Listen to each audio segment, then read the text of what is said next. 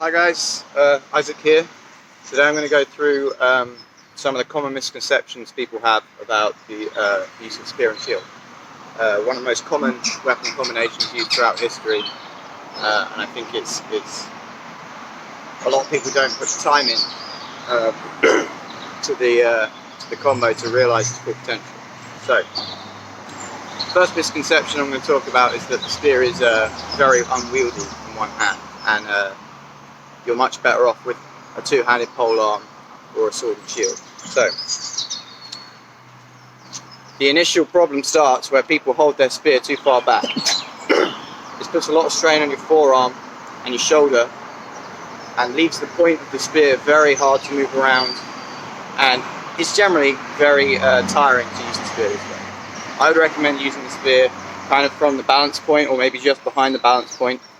And suddenly you've got a whole lot more speed and maneuverability with your spear.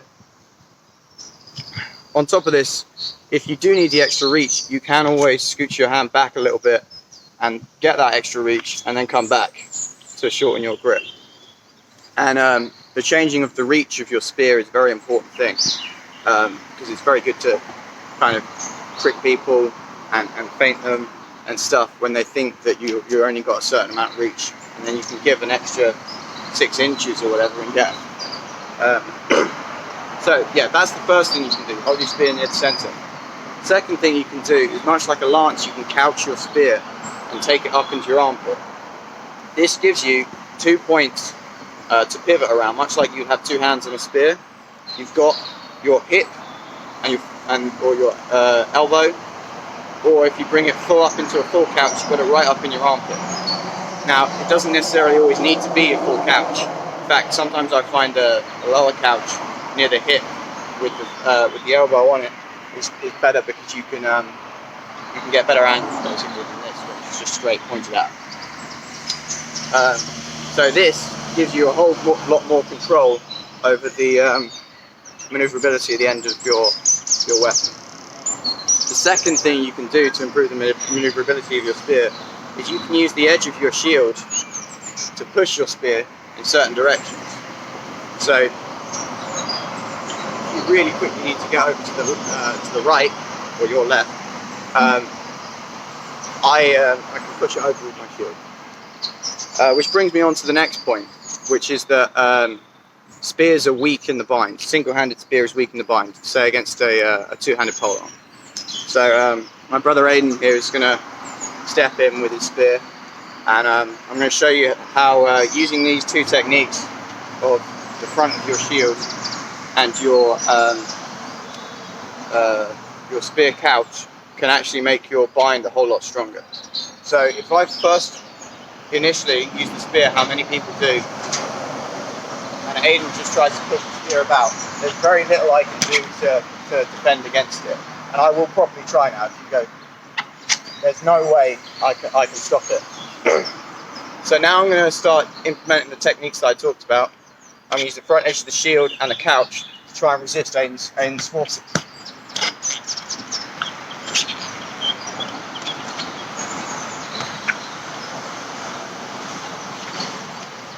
So as you can see, it's still not quite as strong as the two-handed spear, but I stand a much better chance of holding my own against it. Okay. Right, the next misconception that people have about spear and shield is that the attacks you can do are limited. Now, with a big spear head like this, you could feasibly cut with the spear using like a couch, like I said. However, for the purposes of this video, where I'm mostly talking about a laugh context, so a lot of skills are transferable, many systems don't allow you to cut with a one-handed spear because of the perceived lack of control, which is fair enough, because inexperienced people swinging the spear around like this is dangerous. Okay, so let's talk about the thrust then, the main attack that you have with the spear and shield. Obviously, you can thrust low, you can thrust high. Many people consider these to be the only two attacks you can do with the spear and shield, because you can't obviously, well, it seems you can't thrust from the left hand side. You can thrust from low, and high, and then the right hand side. This isn't necessarily the only attacks you can do. You can use overhand attacks as well. And with an overhand attack, or an ice pick grip attack, you do lose some reach, which is understandable, and you do lose a little bit of the control, but your attack range comes all the way around left and right, and you can actually get inside people's shields and thrust from this side, which many people do not expect at all. On top of this, you can use your couch spear not just to cut, but you can use it to manipulate enemy weapons a lot more effectively than they expect. And I've got quite a lot of experience with this, of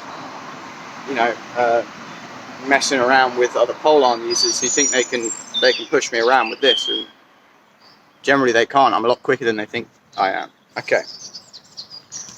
So as I mentioned, you've got the overhand grip. Many people see this and they think that you see it in a whole lot of artwork, especially in like Greek artwork and stuff, and people wonder why, and people say, okay, it's because you can throw it quite easily. You can throw your spear, but when you're in a fight, generally speaking, most people think that the underarm spear use is better. I don't necessarily think this is right. I think that both are very useful in their own contexts.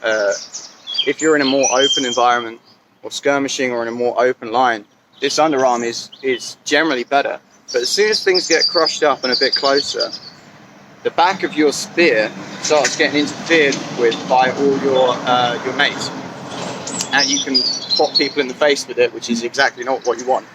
But as soon as you'll start using this overhand, firstly, it's a lot better for when people are very close. So if you get crushed up, you can be thrusting at these people coming right at you. And also the back of my spear, you can see, if I move back a little bit more, you can see it's right up in the air, and it's not going to get tangled up with the people behind me. And I figured this out once when I was in a big crash in a battle I went to, and I switched to it, and suddenly I was able to fight properly again. One other advantage is when the lines are really close, your front leg becomes more of a target. And in this configuration, in this grip, you can lower your shield a bit more, and you can use your spear to defend your upper areas a bit easier. So if someone comes rushing at your leg, it's a lot easier for you to drop your shield and thrust the guy, and also still defend these upper regions with this spear.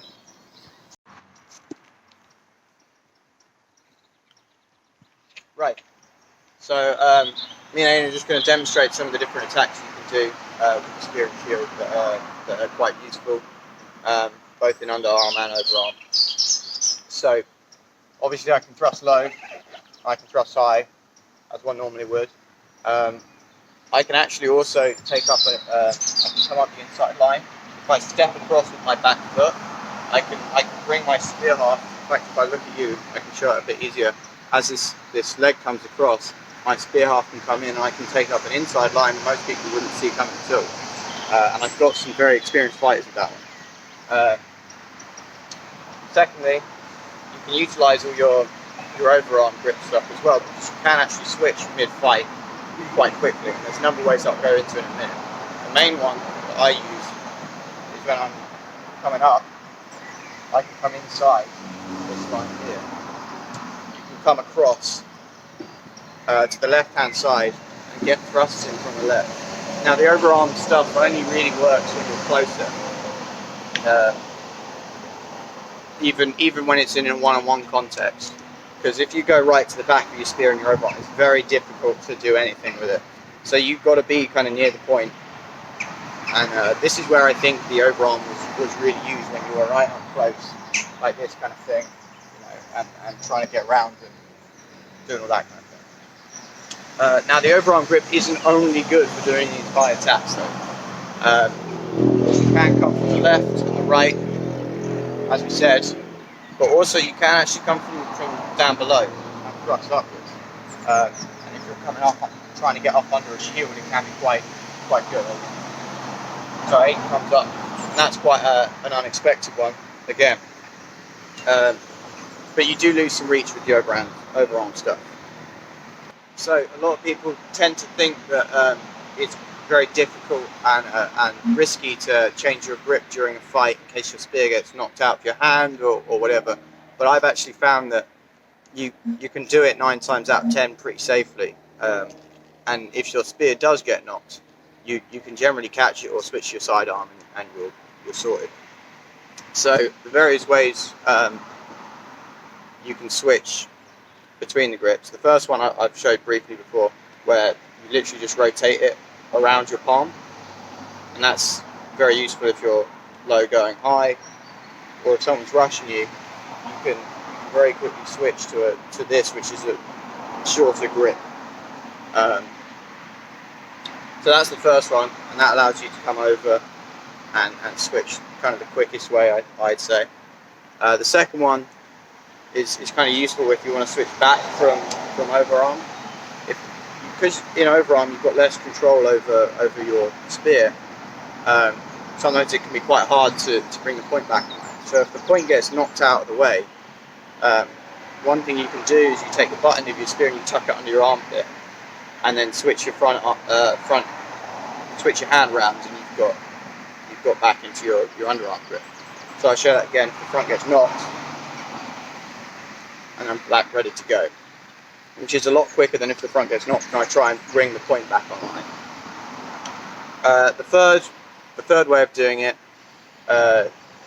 again mostly from overarm back to underarm, is if you kind of bring your spear around. Maybe you're going for an underneath shot like Aidan was showing before, but you can just switch your hand around it using it kind of propped on the ground or propped on your shield. You can switch around your hand. That's probably the least common one that we end up using. Right. Another point I want to make is that, another misconception people often have is that the spear and shield is pretty much always at a disadvantage to the sword and shield. In a battlefield context, I would say this is entirely wrong, because the reach alone means you have such an advantage, and if you're supported by people either side of you, you don't really get rushed at. However, in a one-on-one context, there is some truth to this. The sword and shield user has an advantage over you, and they generally will try and rush you. However, this doesn't mean you are hopeless. There's actually quite a lot you can do with the spear and shield to hold your own. It does involve a lot of running backwards and switching grips and stuff. And I'd say probably 60-70% of the time you're going to lose, but you can hold your own. So Aiden's going to come up and he's going to, I'm using the spear and shield, and he's going to use the sword and shield. We're going to start kind of this side of frame. Start from one side. Sorry, just warm me a bit. So we'll start here.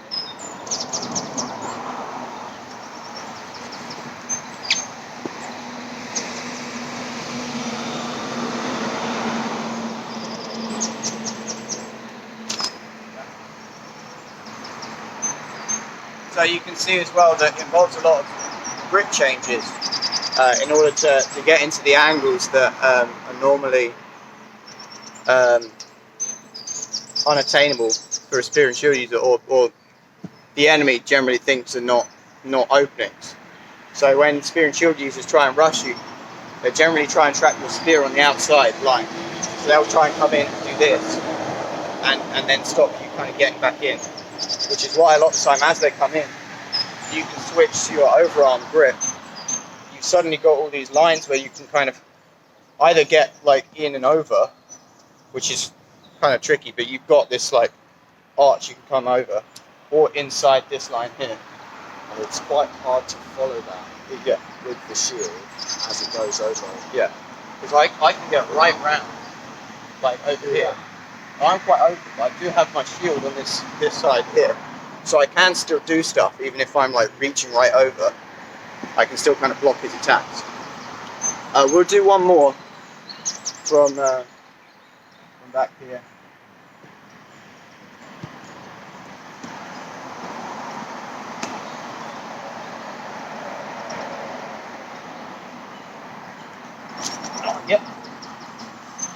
So there you go, there's an example where the spear user gets got.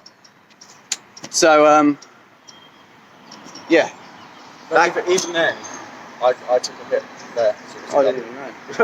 Yeah, so by using those techniques, you do make the sword and shield user sort of pay a bit of a higher price to rush you. Yeah, and if they're not expecting you to be using these techniques, a lot of the time you can catch them off guard quite easily. And you do have to be light on your feet. So, yeah, that kind of highlights as well the last thing that I want to talk about, which is sidearm use. If you look throughout history, pretty much everyone who used spear and shield tended to have a sidearm of some kind on them.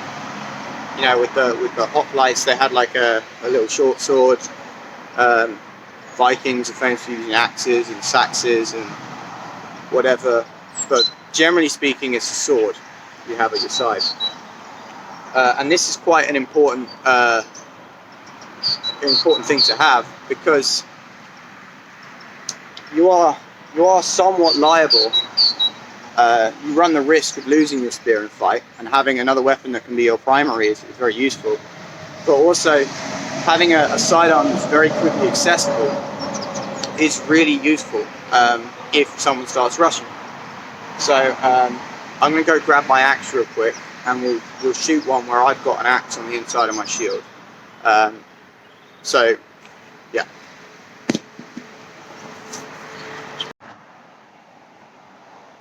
So, the first sidearm I'm going to use, or the sidearm I'm going to use for this video is an axe. So I'm just going to hold on the inside of my shield, and I'm going to demonstrate. Aiden's going to use the sword and shield again. I'm going to demonstrate how quickly I can switch to it when he decides to rush me.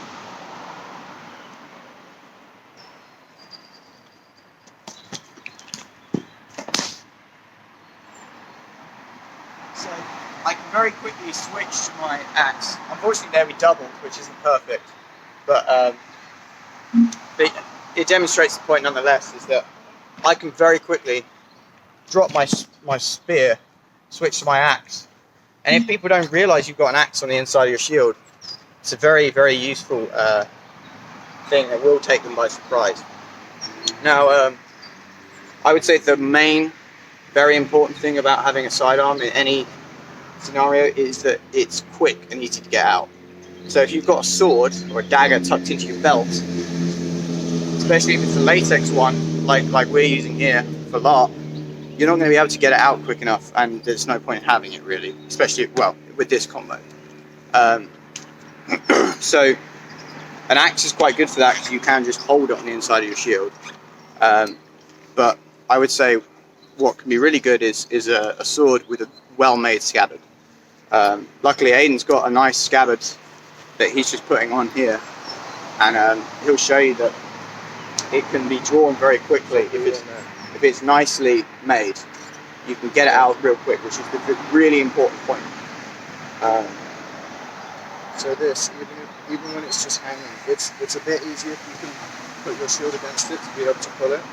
But if it's just hanging loose, you can still get it out. If you just draw it at the right angle, which is usually quite easy, which is very close to you, you can do that whilst defending, or whilst things are very, very close, you can draw it up like that very quickly. One other benefit of having a sidearm on you is that it gives you confidence to be closer with the spear without dropping it. And that sounds kind of counterintuitive, but it means that if someone's rushing you and you're in a line, for example, you feel more comfortable with that person close to you because you've got a sidearm, even if you don't switch to it. Because the spear and shield is actually a really, really defensive combo, and there's multiple ways you can defend with the spear and shield that I think I'll go into in another video when it's talking about like in a line fight. But if you're being rushed by someone, you've got friends nearby, just having the sidearm gives you the confidence to kind of stand your ground a bit better, which is good. I think now me and Aiden are going to just do a couple of bouts where we've both got sidearms and both got spears, and yeah, you can just have a look at those, and hopefully you can see some of the stuff we've been talking about in there. Thanks.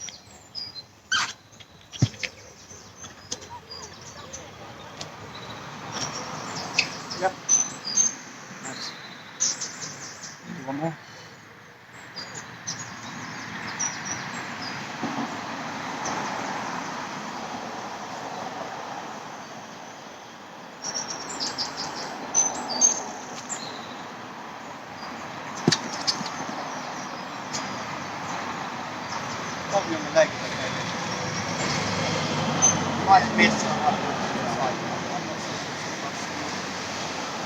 Yeah. But there, I thought I dropped a spear by accident, so I didn't immediately pull back when I saw it go.